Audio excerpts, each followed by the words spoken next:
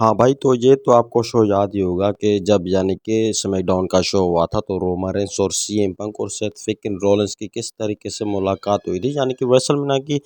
यानी कि स्टार्टिंग होने से पहले ये जो कांड चल रहा है तो आप सब देख ही रहे होंगे कि किस तरीके से रोमन रेंस ने जो है खुला चैलेंज दे दिया है, यानी कि एकदम से सेथ फ्रीकिंग रॉलिंस को और फिर सीएम पंक को। अब देखो भाई, ये जो मुझे लगता है ना कि मैच होने वाला है तो रेसलमेनिया में सबसे बड़ा मैच कार्ड होने वाला है, और उस सीरीज को हिसाब से यानी कि इस तरीके से रखते हैं, यानी कि रखते हुए डिजर्व करते हुए तो मुझे लगता है कि शायद यहाँ पे सेथ फ्रीकिंग रॉलिंस का तो बिल्कुल भी यहाँ पे चांस नहीं है, यानी कि रेसलमेनिया में जो है मेन इवेंट कर सके। और दूसरा जो चांस है यानी कि सीएम पंक को 100% है, यानी कि 100% इसीलिए भाई क्योंकि देखो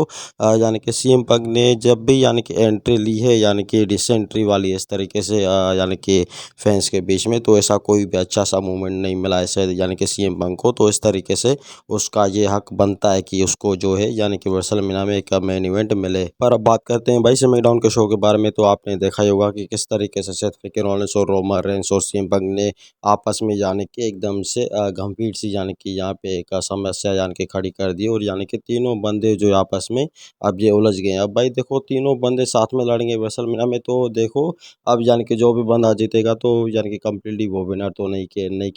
कहलाएगा। तो इस तरीके से तो चीटिंग ही शायद कुछ हो सकती है इस तरीके से। और भाई मुझे तो पता था कि पहले से इनका ये जो है ट्रिपल थर्ड मैच यानी कि अनाउंस हो चुका है, यानी कि रेसलमेनिया में होने वाला है। तो देखना ये है कि अब ये किस तरीके से आपस में यानी कि जजमेंट यानी कि अचीवमेंट कर पाते हैं इस तरीके से। अब भाई देखो, रेसलमेनिया की जो यानी कि हिस्ट्री यहाँ पे दी थी ना, वो सीएम पंक ने भी दी थी हिस्ट्री यहाँ पे, और फिर रोमन रेंस ने भी यहाँ पे हिस्ट्री दी थी। जब यानी कि स्मैकडाउन में